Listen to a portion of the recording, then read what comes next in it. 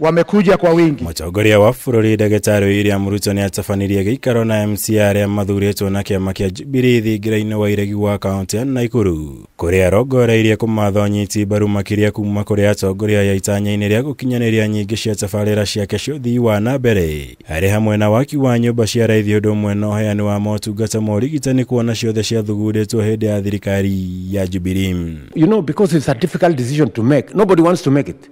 Watu wanataka tu unachaguliwa na unataka tu kupigiwa makofi throughout. Why? Hakuna mtu anachaguliwa kupigiwa makofi.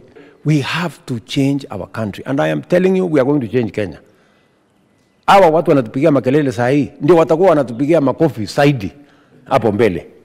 They will become reverse. Mũcemanio ũyũ gwĩkinyĩtio nĩ nginya atongoria a kanjũ nene ya kĩama kĩa Jubilee na amwe a ambunge arĩa mathuurĩtwo na kĩama kĩa Jubilee, arĩa kwa hamwe meranĩire ũnyiti mbaru wao kũrĩ president na tabarĩra cia thirikari ya Kenya Kwanza.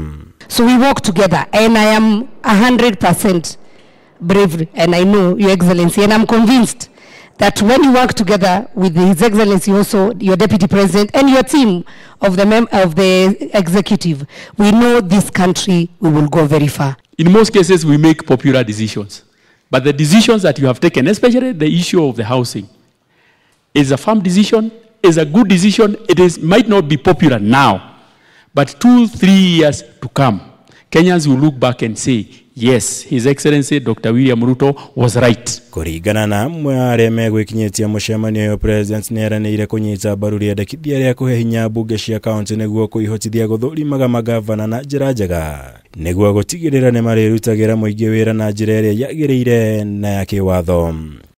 Mũigana wa MCA 120 harĩ MCA 127 arĩa mathuurĩtwo na Jubilee nĩ megwĩkinyĩtie gĩikaro-inĩ kĩa ũmũthĩ, kũrĩa ningĩ mendekithirie kũheo ũteithio nĩ thirikari harĩ kũmbwo gwa kĩgĩna kĩa ũkũria wa ward kĩa Wardford, ũndũ ũmwe na maheo kĩgĩna gĩa ũkũrũ-inĩ. We want to encourage you that you are on the right path and just remain focused. Don't allow this noise to sway your thinking, because these people cannot set an agenda for you. You are elected on a manifesto, a plan that you must implement. Rais Kibaki, when he came into office, we were collecting 200 billion every year. Rais Kibaki akasema twende VAT.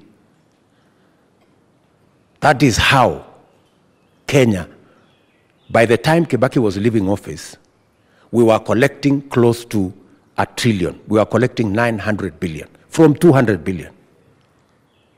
Because mtu asikudanganye ati you can build a country kutumia madeni pesa ya watu wengine. We have to build our own resources. Mũtongoria wa bũrũri ona kũrĩ ũguo nĩ agwetire ngarama nene ĩrĩa bũrũri ũkoretwo ũkĩrĩha ta mathirĩ ta gũkorwo ũrĩ thĩna mũnene kũrĩ bũrũri, ũndũ ũrĩa eranĩire kũng'ethanĩra naguo nginya atigĩrĩre bũrũri nĩ warũgama ũrĩa wagĩrĩire. I hear many people say, oh, kuna shida mingi, kuna problem nyingi. The only problem we have in Kenya ni madeni. That's the only problem. And that is what has hidden my head for the last 1 year. Because if you are collecting, if for every 10 shillings you collect, 7 shillings unaenda kulipa madeni, there is a problem, isn't it?